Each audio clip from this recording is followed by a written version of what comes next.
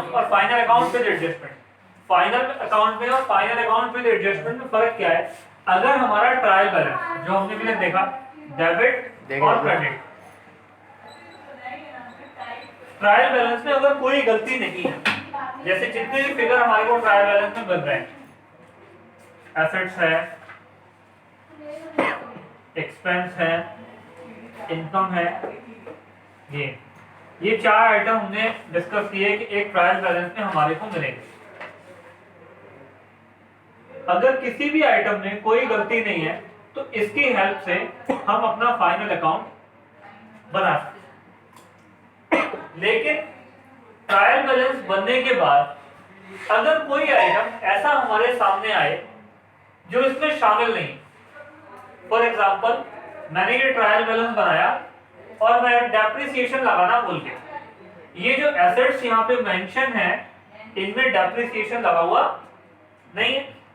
अब मुझे बाद में याद आता है तो डेप्रिसिएशन को मैं नीचे लिख देता हूं कि भाई इस ट्रायल बैलेंस के अंदर डेप्रिसिएशन मेंशन नहीं है, ये एसेट्स बिफोर डेप्रिसिएशन है। जबकि हमारे को मालूम है कि डेप्रिसिएशन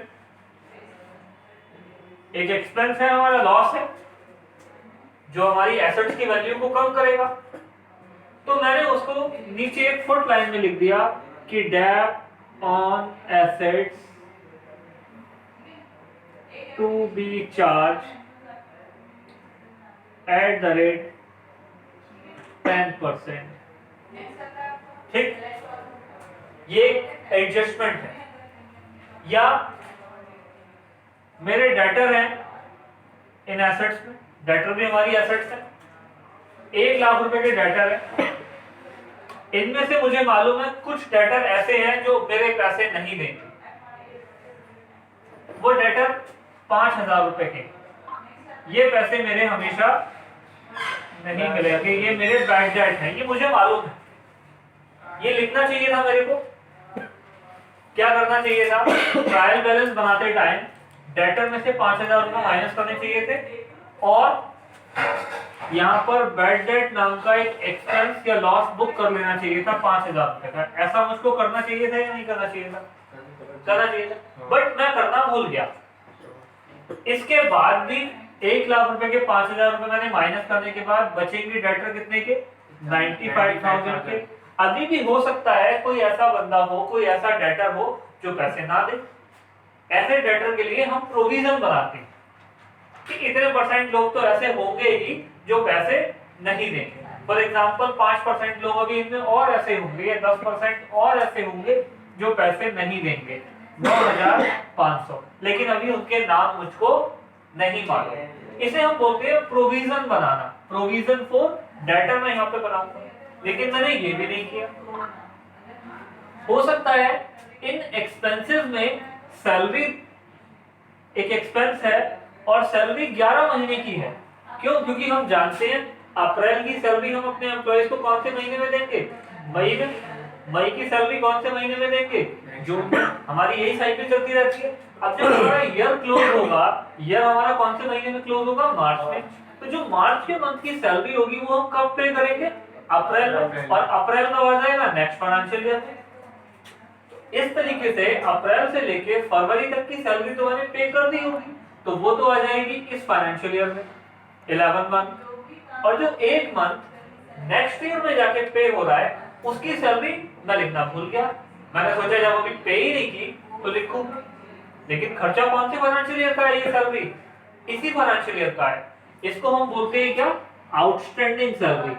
अब मैं यहाँ आपको बता रहा हूँ कि आउटस्टैंडिंग सैलरी है 1 महीने की जो मैंने ट्रायल बैलेंस में नहीं लिखी है, सपोज 5,000 रुपए। इस तरीके से एक एक करके ये लाइन बढ़ती चली जाती है और ये जो पॉइंट्स हमको यहाँ ट्रायल बैलेंस के नीचे गिवन है इन्हीं को हम क्या बोलेंगे? These are the adjustment. What is the meaning of adjustment? Adjustment वो ओमिशन या एरर होते हैं जो ट्रायल बैलेंस की डेट पे या तो एग्जिस्ट नहीं कर रहे या फिर उसके अंदर मेंशन नहीं किए गए हैं। ये बात के एडजस्टमेंट। उन एडजस्टमेंट को हमने अपने अकाउंट्स में कैसे कवर करना है, इस आर्ट को हम डिस्कस करेंगे चैप्टर में, किसमें, adjustment after, no, final account after adjustment. अब इनके लिए दो तरीके हैं मेरे पास। एक तरीका तो ये है कि मैं अपने ट्रायल बैलेंस को ही सही कर लूं। मैंने आपको बोला कि एसेट्स हैं मेरे पास 1 लाख रुपए के, या अलग अलग ब्रेकअप ले लेते हैं। सपोज ये मैं आपको बता रहा हूं, ये मेरा ट्रायल बैलेंस क्रेडिट। मैंने कहा मेरे पास डेटर है 1 लाख रुपए। फिर मैंने आपको यहाँ पे ये दो बातें बताई कि 5,000 रुपए के डेटर मेरे ऐसे हैं जो बैड डेट है। मैं यहाँ लिख देता हूँ बैड डेट 5,000। अब आप बोलेंगे अगर 5,000 रुपए का बैड डेट है तो इसको सही करने के लिए क्या करो, 5,000 रुपए के डेटर कम कर दो। डेटर कितने के बचेंगे, 95,000, 95,000, और 5,000 रुपए का बैड डेट बुक कर लो। एक लॉस बुक हो जाएगा 5,000 रुपए का।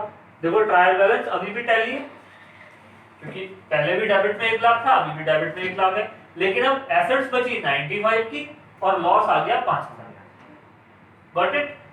फिर मैंने आपको बताया कि provision for bad debt eight the rate 10%। अभी मैं बता रहा हूं कि बचे हुए डेटर में से हो सकता है ऐसे डेटर हो जो 10%, लोग ऐसे भी हो सकते हैं जो पैसे ना दे। तो आपने कहा ठीक है, तो 95,000 में से 10% और कम कर दो। 95,000 9500 कितना बचेगा हमारा 85,500। आपने कहा डेटर बचेंगे कितने के, 85,500 के, और प्रोविजन फॉर बैड डेट आ जाएगा कितना 95। अभी भी हमारी बैलेंस वो ट्रायल बैलेंस टैली है, क्योंकि अभी भी देखो टोटल कितना है 1 लाख। लेकिन एक एक करके मैं अपनी फिगर्स को जो हमारे एडजस्टमेंट है उनको कवर अप करता जा रहा हूं, किसमें, ट्रायल बैलेंस। जैसे मैंने सैलरी का बताया कि सैलरी जो हमारे को ट्रायल बैलेंस में गिवन थी, सपोज वो ये गिवन थी 5,000 रुपए के हिसाब से 11 महीने की सैलरी कितनी 55,000। फिर मैंने आपको बताया कि 1 महीने की सैलरी ऐसी है जो अभी आउटस्टैंडिंग है। आपने कहा अच्छा सैलरी 5,000 रुपए और है, अभी क्या करें, सही करने के लिए सैलरी में 5,000 रुपए प्लस कर दो। टोटल सैलरी कितनी हो जाएगी 60,000 रुपए, और अभी 5,000 दी तो है नहीं, तो ये हमसे क्या हो जाएगी, ये लायबिलिटी। आपने कहा 5,000 रुपए क्रेडिट में भी डाल दो, आउटस्टैंडिंग सैलरी।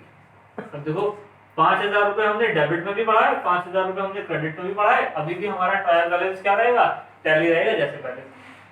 इस तरीके से एक एक एडजस्टमेंट को हम शामिल करते जाएंगे किसके अंदर, ट्रायल बैलेंस के अंदर। तो हमारा ट्रायल बैलेंस सही हो जाएगा। जब ट्रायल बैलेंस पूरे का पूरा सही हो जाएगा तो हम जैसे पहले फाइनल अकाउंट बना रहे थे वैसे ही फाइनल अकाउंट फिर से बना लेंगे। इसको हम क्या बोलते हैं, जो हमने किया फाइनल अकाउंट बिफोर एडजस्टमेंट, क्योंकि अब ट्रायल बैलेंस के अंदर कोई एडजस्टमेंट बचेगा ही। लेकिन एक तरीका और भी है, वो तरीका ये है कि आप ट्रायल बैलेंस को दोबारा से सही मत करो। एडजस्टेड ट्रायल बैलेंस बनाने की कोई जरूरत नहीं है, बल्कि जब फाइनल अकाउंट बनाएंगे हम अपना ट्रेडिंग एंड P&L अकाउंट और बैलेंस शीट, उसी टाइम पे इन पॉइंट्स को एक एक करके इसमें शामिल करते जाओ। ये इस तरीके से सही हो जाएगा। कैसे सही हो जाएगा, देखो अभी मैं आपको फाइनल एडजस्टमेंट के बारे में कुछ नहीं पढ़ा रहा, सिर्फ समझाने की एक कोशिश है कि कैसे हमने इसको सही करना है बिना ट्रायल बैलेंस को सही करें। जैसे हमारे डेटर कहां पे आते हैं, एसेट्स में। डेटर मेरे पास पहले भी 1 लाख के थे, मैंने फिर से डेटर ले लिए कितने के, 1 लाख रुपए के। आपने कहा 5,000 रुपए का बैड डेट है, लॉस है, यहां से माइनस कर दो, बैड डेट 5,000, और ये 5,000 रुपए का लॉस कहां चला जाएगा, P&L में। बैड डेट कहां आता था, P&L में, इसको यहां पर ले आओ, टू बैड डेट 5,000, बोलो बराबर हो गया 95। बैलेंस शीट में भी आता है बैड डेट, माइनस हो गया वहां से, बैलेंस शीट में तो डेटर ही आने हैं, बैड डेट तो वहां से माइनस हो गया। बैड डेट की वजह से अब हमारे डेटर कितने के बचेंगे, 95 के। फिर आपने बोला प्रोविजन बनाना है 10% का, कितना 9500। मैंने यहां से सीधा प्रोविजन भी माइनस कर दिया 9500। ये मेरे बचे हुए डाटा बैलेंस शीट में पहुंच गए, और जो प्रोविजन भी एक तरीके का नुकसान है उसको मैं यहां ले आया, बैड डेट रिजर्व 9500। बोलिए क्लियर है, बराबर रही बात, कोई चेंज तो नहीं।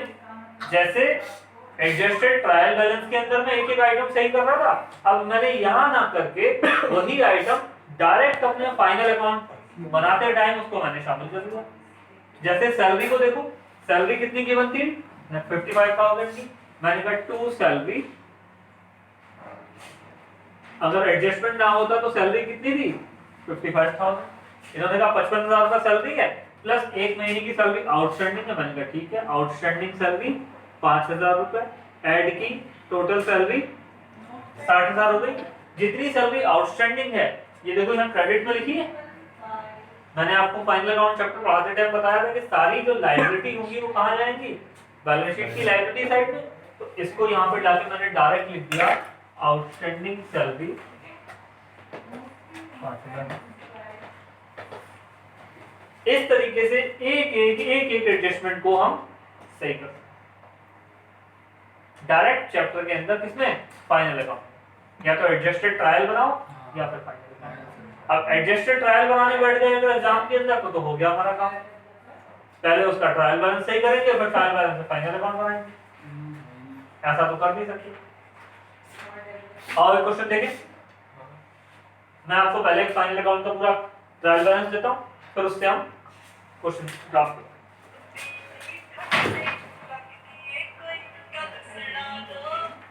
हेलो हाँ जी,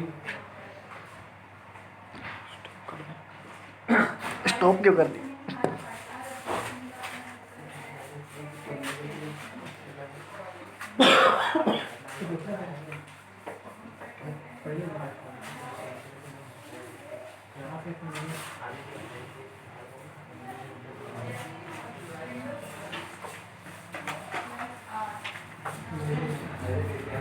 हेलो हाँ जी, अकाउंट्स के लिए एससी कर रहा हूँ, अलायंस की वर्जन सेकंड।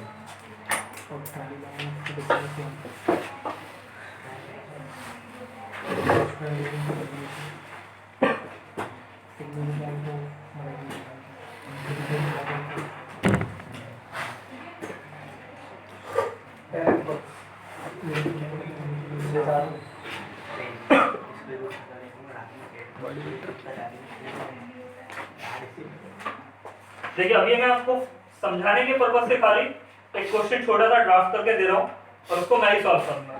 फिर हम एक एक एडजस्टमेंट को लिखेंगे, कौन कौन से एडजस्टमेंट हो सकते हैं और उसका ट्रीटमेंट क्या होगा। बुक का नाम और पेज नंबर बताओ।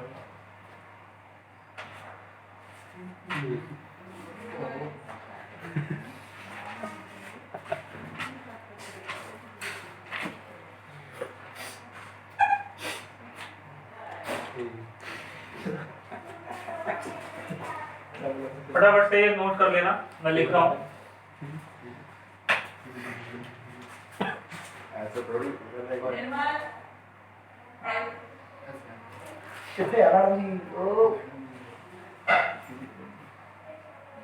लिखे ओपनिंग स्टॉक 25,000, फर्नीचर 16,000, परचेज शान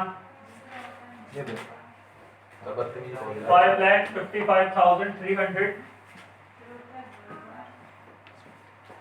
carriage inward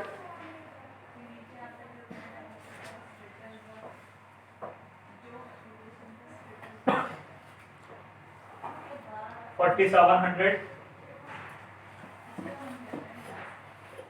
bad debt,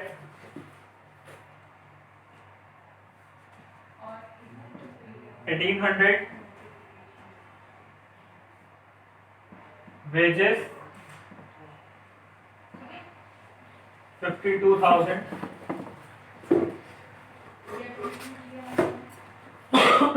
debtor 80,000, return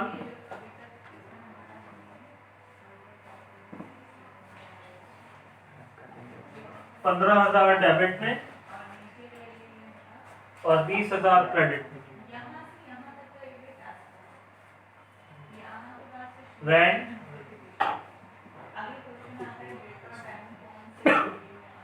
22,000,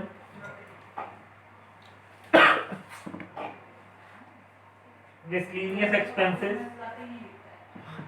sir miscellaneous में क्या होता है? miscellaneous माने विभिन्न, बहुत सारे छोटे छोटे खर्चों को एक रेंट में पैसे नहीं लिखा आपने 22,000 है। लिख दे, तू लिख दे। miscellaneous expenses 3,400, sir permanent margin परमानेंटों में आग लगानी पड़ेगी, ऐसे जान छोड़ेंगे नहीं। सैलरी 60,000, सर इससे मिसलेनियस रिसिप्ट तो हुआ तो वो इनकम हो जाएगी। अभी बात करेंगे कैश 8,900,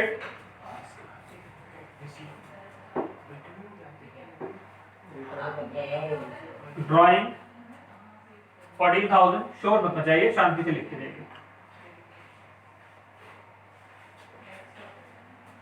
बिल्डिंग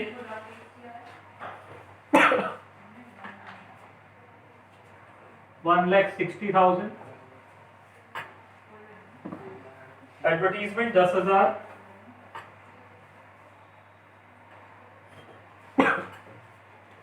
तो 20,000 किस चीज का हो? हाँ जी 20,000 20,000 रिटर्न है, एक रिटर्न डेबिट है, एक रिटर्न क्रेडिट है। इंटरेस्ट ऑन बैंक ओवरड्राफ्ट 4,500,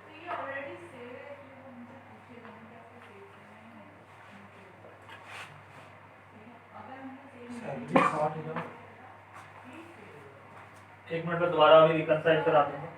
अब जरा सेल्स के वो क्रेडिट के आइटम लिख दीजिए। देखिए परचेज डेबिट होती है और सेल्स में इसी के आगे लिख रहा हूँ, सेल्स क्रेडिट में 7 lakh.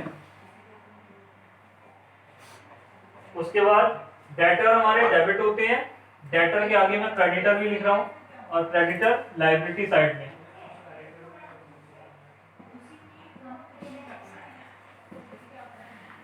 $60,000,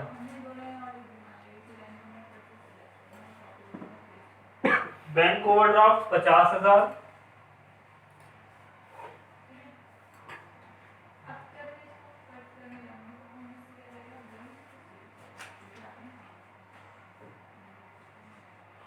provision for bad debt question के अंदर गिवन है, ये हमेशा क्रेडिट में ही गिवन होगा हमारे को।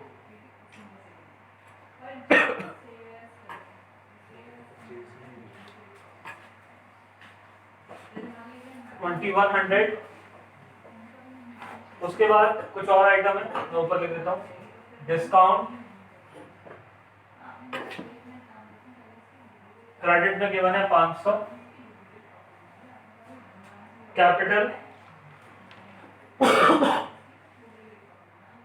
2 लाख रुपए।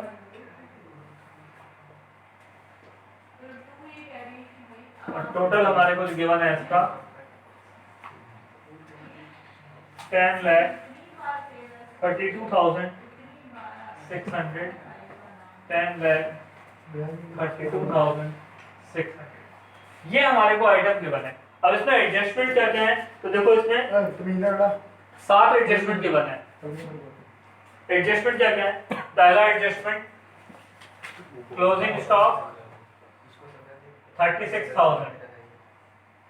दूसरा adjustment rent is paid 5,000।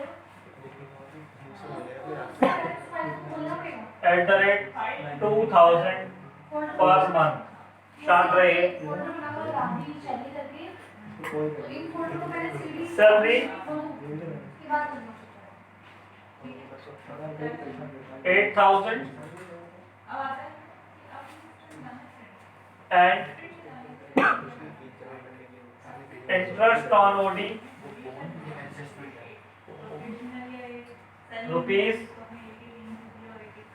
2500 is outstanding।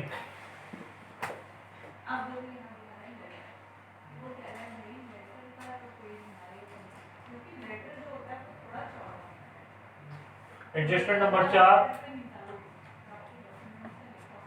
Private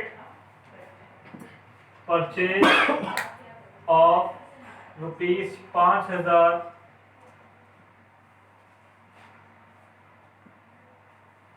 has been debit to purchase account। Adjustment number 5, provision for bad debt required at the rate 5%।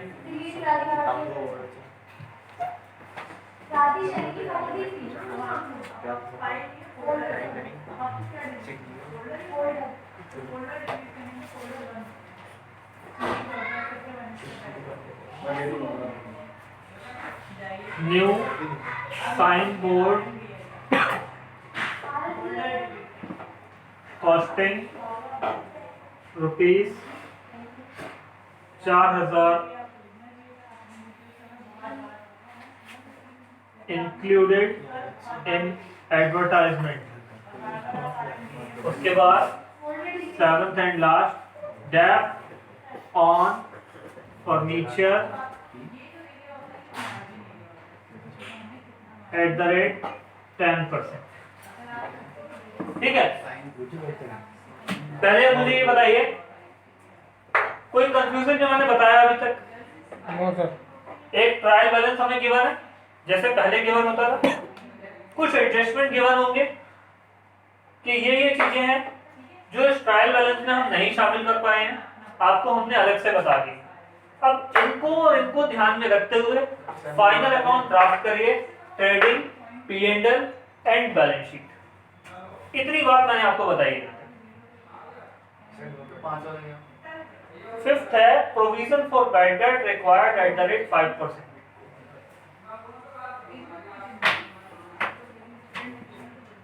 इतनी सी बात में अगर कोई कंफ्यूजन हो तो मुझे बताइए। क्वेश्चन मैंने सॉल्व करना है, आपने नहीं। उसके बाद ही मैं आपको एडजस्टमेंट लिखवाऊंगा कौन कौन से होते हैं। सिर्फ ये डेमो है, एडजस्टमेंट क्या है करें, लिख लीजिए।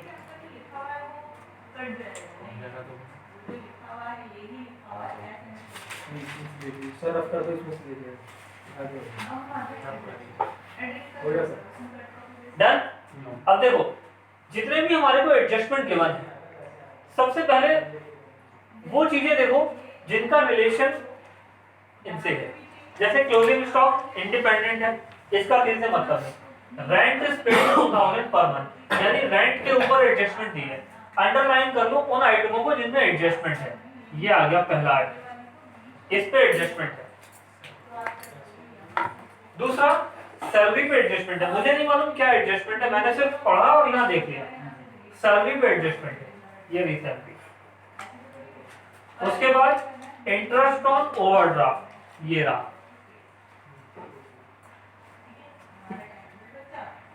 प्राइवेट परचेज पे आ गया। प्रोविजन फॉर बैड डेट मैंने आपको पहले ही बता दिया, डेटर पे होता है। New sign board costing ₹4000 included advertisement, यानी एडवर्टाइजमेंट पे भी एडजस्टमेंट है, ये देखिए। उसके बाद डेप ऑन फर्नीचर किधर है हमारा? दूसरे। इतने आइटम जो मैंने राउंड किए हैं इन पे एडजस्टमेंट है, इनके अलावा किसी आइटम पे एडजस्टमेंट नहीं है। क्लियर? जितने आइटम पे एडजस्टमेंट नहीं है इनके लिए हमारा वही ज्ञान काम आएगा जो हमने पिछले चैप्टर में सीखा, विदाउट एडजस्टमेंट। जो जहां जाता था वहीं जाएगा। इनका कैसे डील करना है, इनको डील करते हैं हम। तो देखो भाई ट्रेडिंग एंड P&L अकाउंट के कॉलम बनाएंगे, बैलेंस शीट के कॉलम बनाएंगे और सॉल्व करेंगे। अब देखो शुरू करते हैं। ओपनिंग स्टॉक 25,000 ट्रेडिंग बैलेंस में, ट्रेडिंग में डेबिट करेंगे टू ओपनिंग स्टॉक 25,000। उसके बाद फर्नीचर 16,000। अब फर्नीचर की जगह पहले से डिसाइडेड है, कहाँ पे है फर्नीचर, बैलेंस शीट में एसेट साइड में, यही था। Yes sir. अब दो कॉलम मैंने आपको यहाँ पे बताए थे, एक था आउटर कॉलम, एक था इनर कॉलम। तो जिस आइटम पे एडजस्टमेंट होगा उसको इनर कॉलम में लिख लो। फर्नीचर 16,000, मैंने कुछ नहीं किया, अभी छोड़ दूंगा इसको। उसके बाद परचेज, परचेज पे एडजस्टमेंट है 5,55,300। परचेज अपनी जगह पे आएगी टू परचेज, इनर आएगी लेकिन अंदर 5,55,300 यहाँ लिख के मैंने छोड़ दिया। उसके बाद सेल रिटर्न गिवन है, तो सेल पे भी एडजस्टमेंट अपने आप ही हो गया। सेल्स 7 लाख रुपए, by sale 7 lakh inner column. उसके बाद कैरेज इनवर्ड कहाँ आता है, ट्रेडिंग में।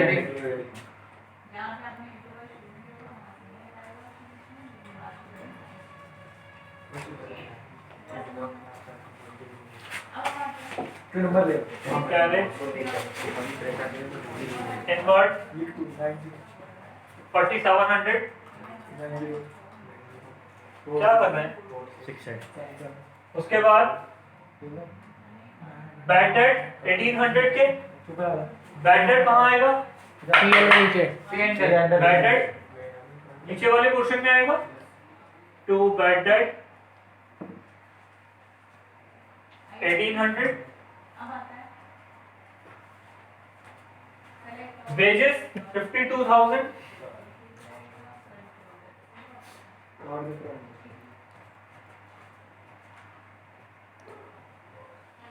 उसके बाद डेटर बैलेंस शीट का आइटम है, एडजस्टमेंट करना है। Yes sir. कितना है 80,000 अंदर के कॉलम में। क्रेडिटर 60,000 आउटर कॉलम में लिखेंगे, कोई एडजस्टमेंट नहीं है। 60,000 सीधा बाहर। रिटर्न उसके बाद रिटर्न, अब देखिए रिटर्न हमको बता ही नहीं है सेल्स रिटर्न है या परचेज रिटर्न है, सिर्फ इतना मालूम है रिटर्न है, एक डेबिट में है और एक क्रेडिट में है। अब देखिए हमारी नॉलेज हमको यहाँ पर बताएगी कौन से रिटर्न कौन सी होगी। डेबिट में कौन सी रिटर्न होगी, purchase return. Sales return purchase debit होती है तो उसकी रिटर्न क्रेडिट होगी। सेल्स क्रेडिट होती है उसकी रिटर्न डेबिट होगी। परचेज में माइनस करेंगे, माइनस रिटर्न कितनी आ जाएगी हमारी 20,000। यहाँ से हमने माइनस कर, अभी यहाँ एक और एडजस्टमेंट करना है। 15,000 की सेल्स रिटर्न डायरेक्ट यहाँ से माइनस कर देंगे, इसके बाद सेल्स पे कोई एडजस्टमेंट है नहीं।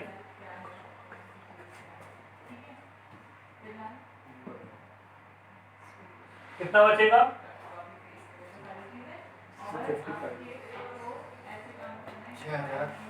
6,85,000 रिटर्न हो गया। देन रेंट 22,000, रेंट पे एडजस्टमेंट है, लिख के छोड़ दीजिए।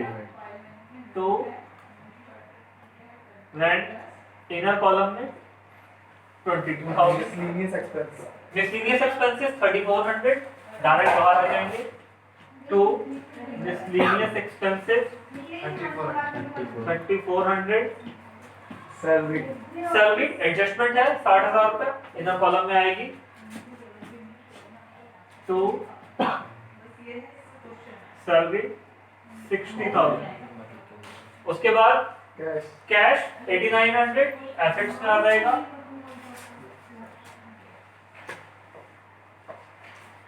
सीधा आउटर कॉलम में 8,900। 958 ड्राइंग 1,400 के, ड्राइंग क्या है, ड्राइंग कैपिटल में से माइनस कैपिटल में से माइनस करेंगे। ड्राइंग कितना है 1,400 या 1,000, 14,000।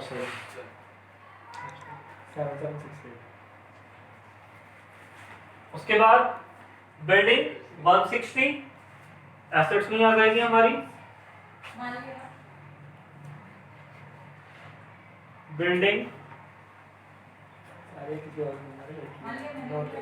एडवर्टीजमेंट, देखिए अब एडजस्टमेंट है हमारे यहाँ 10,000 रुपए का। अब एडवर्टीजमेंट एक खर्चा है, लेकिन यहाँ एडजस्टमेंट करना है, इसको पहले अंदर लिखिए। टू एडवर्टीजमेंट कितना है 10,000 इनर कॉलम। उसके बाद interest on bank OD 4500,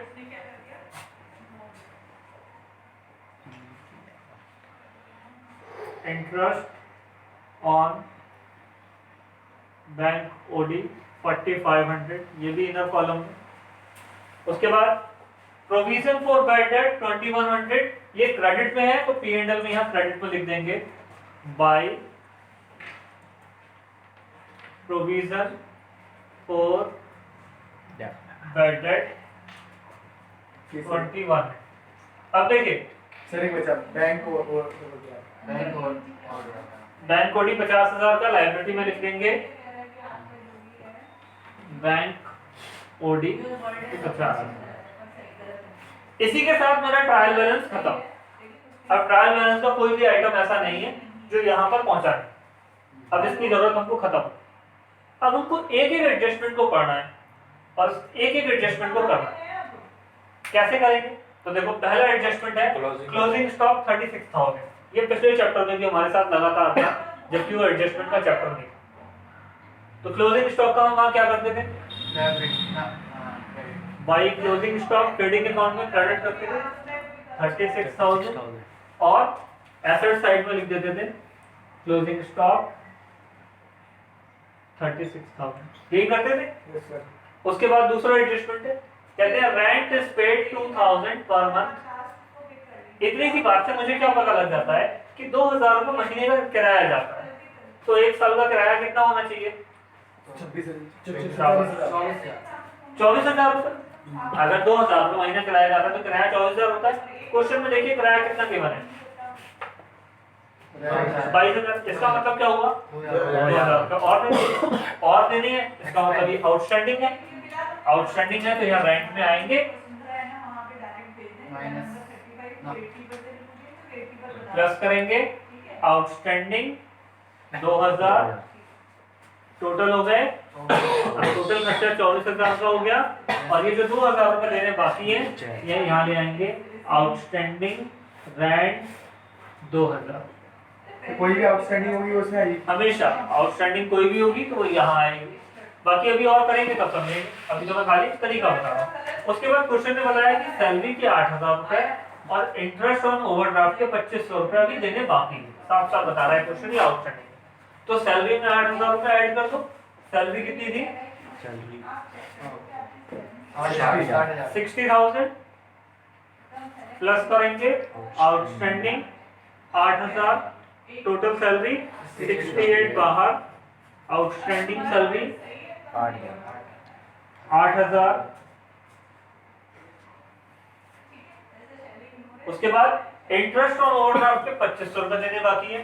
interest on overdraft कहाँ है हमारा 4,500, इसमें प्लस करेंगे आउटस्टैंडिंग इंटरेस्ट 2,500 टोटल हो गया 4 और 6 और 1 7,000 और जो 2,500 का आउटस्टैंडिंग है वो यहाँ आ जाएगा आउटस्टैंडिंग इंटरेस्ट ऑन ओवरड्राफ्ट 2,500 हो गया। उसके बाद प्राइवेट परचेज है 5,000 रुपए की, has been debit to purchase. Proprietor ने अपने पर्सनल यूज के लिए कोई 5,000 रुपए का सामान खरीदा होगा, गलती से उसको हमने कहाँ शामिल कर दिया परचेज अकाउंट में। इसका मतलब ये परचेज बिजनेस की तो थी नहीं, ये किसकी थी प्रोप्राइटर की पर्सनल। तो पर्सनल थी तो कहाँ जानी चाहिए थी ड्राइंग में जानी चाहिए थी, ड्राइंग में गई नहीं और परचेज में आ गई। अब दो गलती हो गई तो क्या करें, परचेज में से हटाओ ड्राइंग में लाओ। तो परचेज में से माइनस करेंगे, यहाँ लिखिए ड्राइंग 5,000 रुपए और कैपिटल में से माइनस करो एडिशनल ड्राइंग या प्राइवेट परचेज 5,000 रुपये। बोलिए कोई दिक्कत? कैपिटल भी तो रह गया। माइनस हो गया ना सर, प्लस करना है। कैपिटल 2 लाख रुपए का, 5,000 को प्लस करना है सर। कैपिटल तो अगर ड्राइंग में 5,000 प्लस करोगे तो कैपिटल में से तो अल्टीमेट माइनस ही होने हैं। तो आपने सिर्फ वो प्लस का साइन करा है, ऐड लिखा है। ठीक है, माइनस हो गई कैपिटल में से और इधर परचेज में से कम हो गए। अब यहाँ पर टोटल कितनी बची परचेज? 555 में से 25 माइनस करें कितना बचेगा हमारा? 5 5,30,300 5,30,300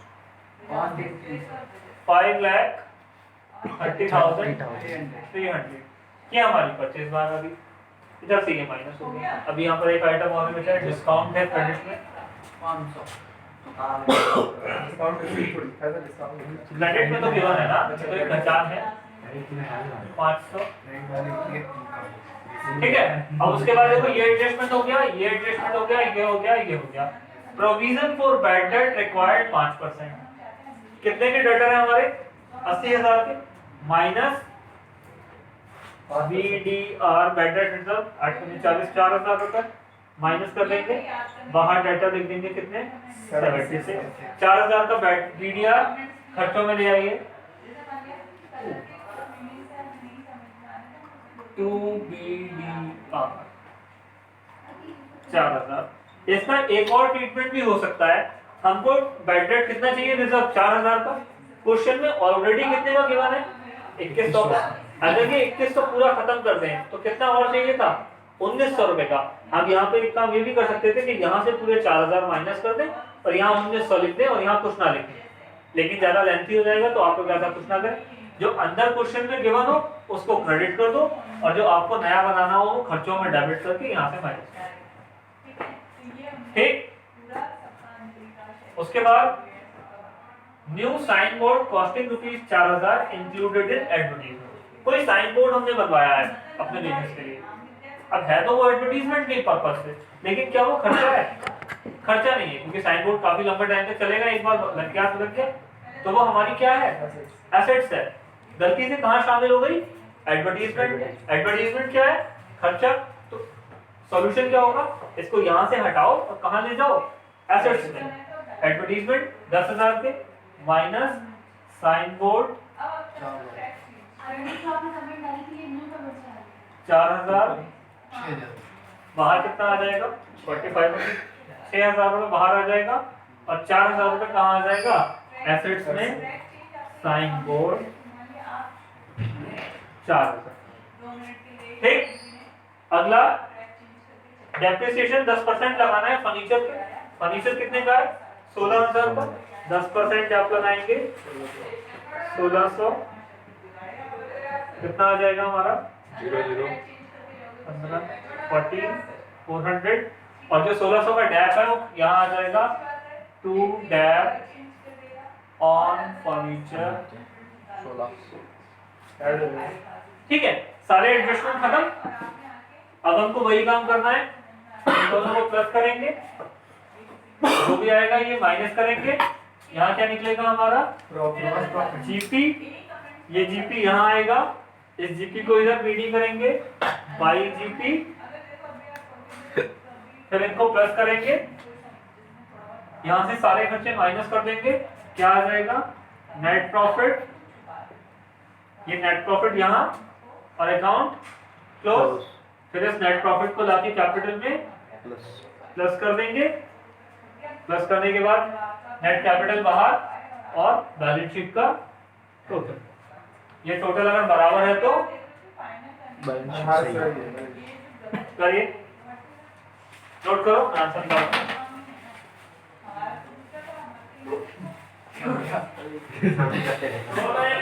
कैमरा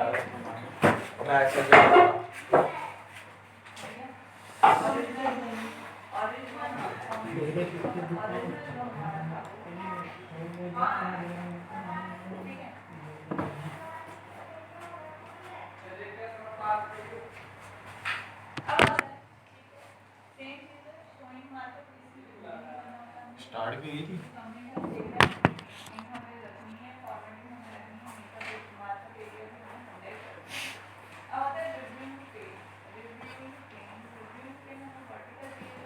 कर दूँ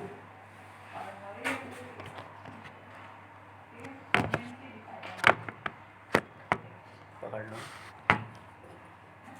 हम तो जाने वाले हैं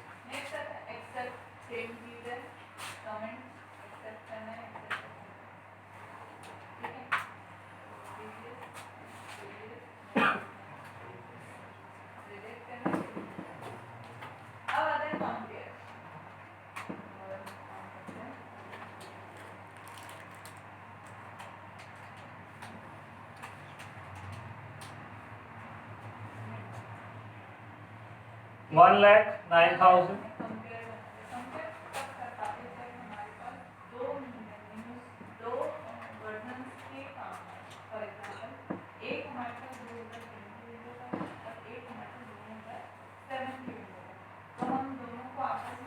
इन तीनों को प्लस करेंगे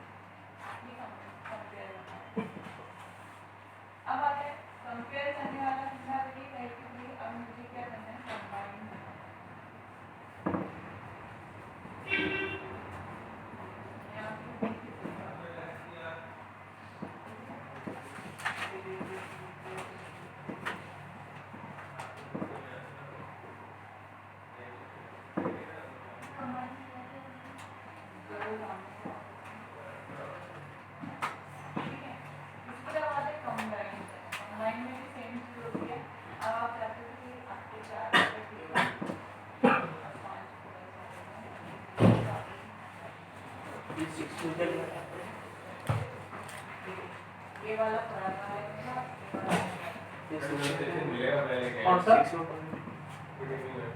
6 new sign board costing ₹4,000 included advertisement अभी तो तुम्हारी चीज आई नहीं प्लीज है तो पहले कंसेशन होता है ना अभी 2-3 और लेके आओ ये नहीं लेना ये सही बात नहीं है सही बात नहीं है और क्या तो पूरा कंसेशन हो गया ये भी मेरा कहना है देख लो प्रॉफिट नहीं आ रहा है लॉस आ रहा है बाई नेट लॉस ये कहते भाभी तुम्हारी 4,200 अभी वो तो मैंने महीना पहले कहा था ये ना हाँ सर्टिफिकेट अभी सामने ऐसे मेरे सर्टिफिकेट सामने है सो मैं पहले कह कितने पहले से आपको अभी के थोड़ा टाइम होता है ठीक है ये देखो इसमें ये चालू हो गया दो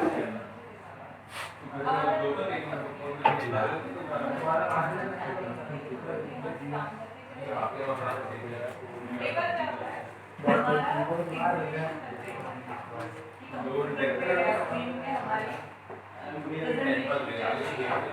कोई चीज है और उसमें सारा लिखा और फिर जो बेचारा प्रेजेंटेशन हमने रखा है तो वो क्या करेगा उसमें वो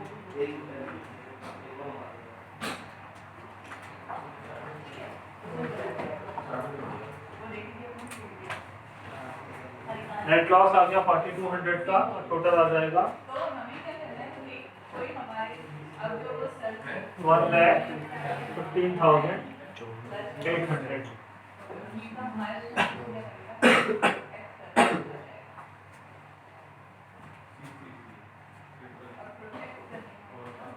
नेट लॉस यहाँ से माइनस कर देंगे 4,200 net capital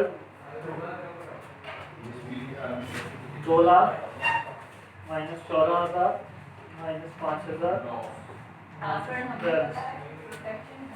1,76,800 plus 60,000 plus 50,000 plus 2,000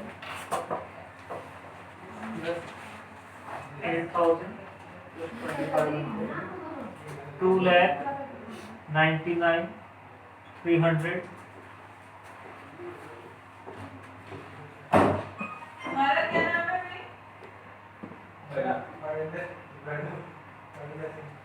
short form में बनेगा कैसे क्वेश्चन दे रहा है इसलिए हाँ, ये जी दूसरी बात क्या है मेरा नाम स्टार्टिंग में 2,99,300। अच्छा G2C ठीक है, इस तरीके से हम अपना क्वेश्चन कंप्लीट करेंगे एक एक एडजस्टमेंट को देखते हुए। जो मैंने आपसे पहले कहा फिर कह रहा हूँ, एक एक करके मत बनाइएगा कहीं एग्जाम में कि पहले ट्रेडिंग अकाउंट कर लें, फिर P&L अकाउंट कर लें, फिर बैलेंस शीट कर लें। पूरा क्वेश्चन एक साथ ही करना है, इसी तरीके से करना है। तो 5 में देना इतना रहता है संडे के बाद नेट लॉस है, नेट लॉस इधर आएगा 4200 का।